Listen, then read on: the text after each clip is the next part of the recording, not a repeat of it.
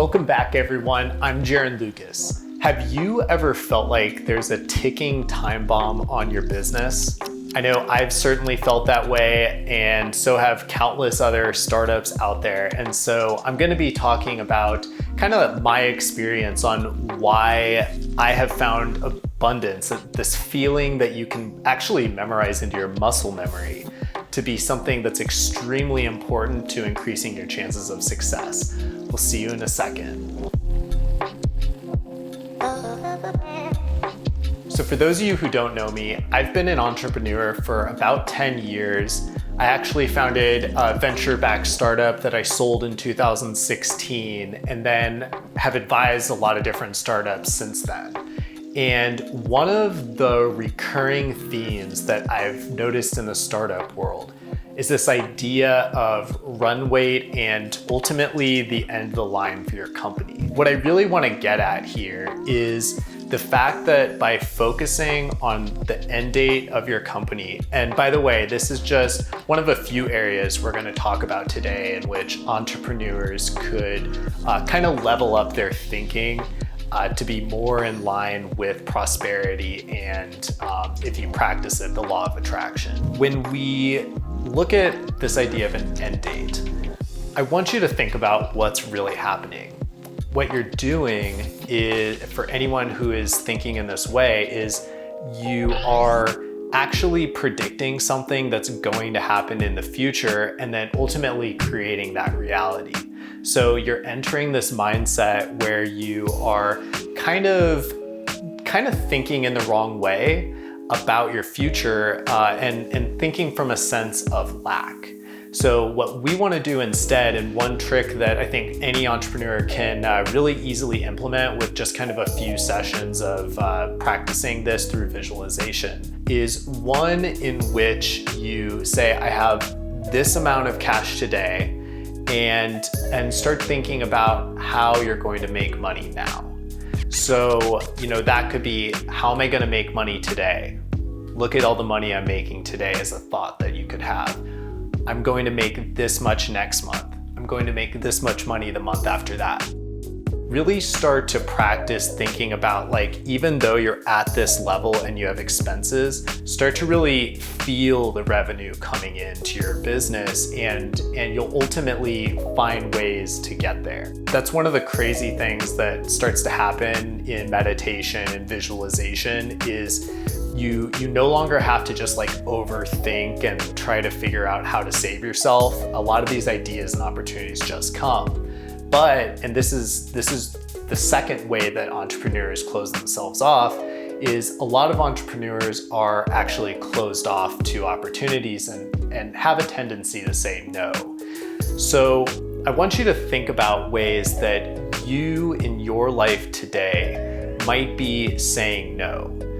Are you saying no to partners? Are you saying no to employees? Are you saying no to investors? Maybe you're even saying no to customers. For as crazy as that sounds, I know I've even done that. So, look at ways that are kind of true in your own life, and just notice, are there any areas that, you are closed off to opportunities that might present themselves, usually because they don't fit your perfectionist vision. So, that's another trait that's really common with entrepreneurs who have a hard time delegating or kind of have a hard time saying yes to opportunities. Usually the reason this is happening is because these opportunities aren't aligned with their perfectionist vision. So, this is going to be a practice where we look at opening ourselves up to saying yes. One thing I want you to notice with that is when you start saying yes,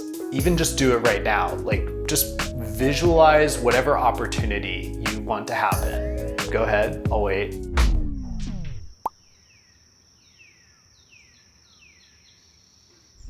With that, just imagine saying yes, and notice where in your physiology, within your entire muscle memory, you feel certain feelings. You might feel it maybe like in your solar plexus and your upper stomach right here. Maybe you notice it kind of like in the middle of your back or your arms.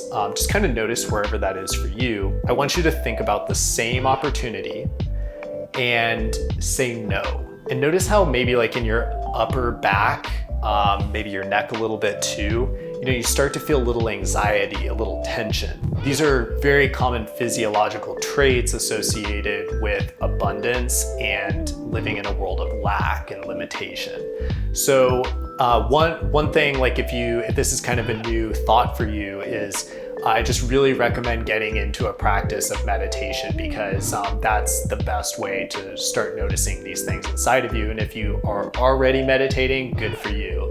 I am glad to hear it. Let me know what kind of practice you're doing in the comments. I want you to think about these physical traits that you just felt inside of you. Memorize that. Memorize where you feel that in your body. And if you're not feeling that way, force yourself into it. That's what I do. And if you're in a really bad mood, this is a great way to just open yourself up to being accepting, saying yes to people, and ultimately leading back to the topic that we talked about earlier.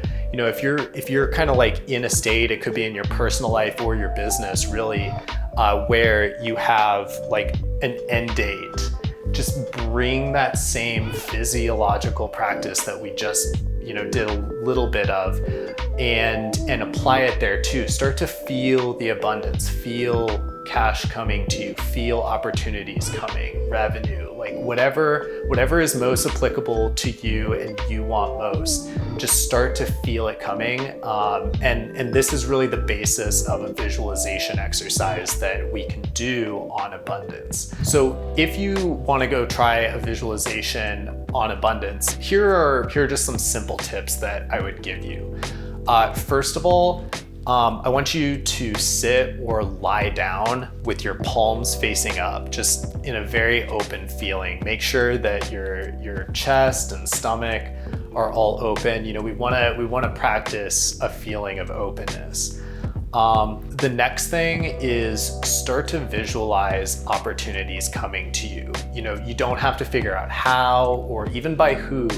Just start to feel them coming. What are the opportunities? How big are they? Allow yourself to use your physiology to snap out of it and start to just visualize things going well for you. And as you really start to embody these feelings of, kind of accepting happiness and prosperity, they will happen. It might take a little bit of time, but they will happen. And with that, the more you can allow yourself to exist in a state of abundance, the better you're going to feel about your future, the more you're going to see opportunities just kind of start to open up to you.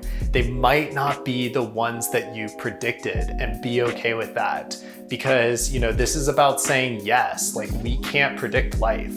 In Taoism, it's this idea of wu wei. It's the flow of the universe. Just go with it. And finally, if you're interested in starting a daily visualization practice where you can build these feelings of abundance into your physiology, as well as touch upon other areas that are very common to entrepreneurs, I have launched a 7-day course for visualization for entrepreneurs called Visionary. So make sure you check it out.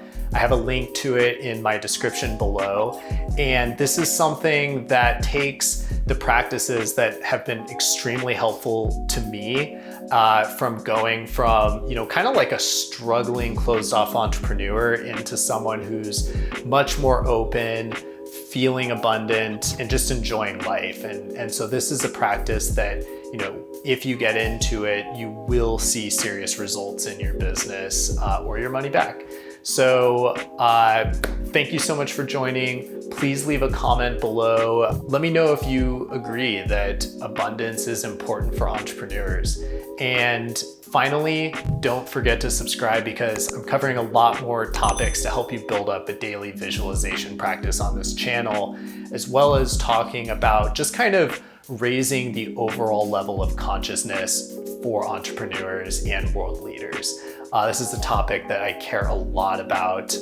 We have been coming off of really like 15 plus years where things have actually been kind of going downhill in that regard. You know, society has become more greedy, less conscious, and we're at a turning point right now, but it's really up to entrepreneurs like you and me to make it happen. So make sure you subscribe and of course, stay visionary.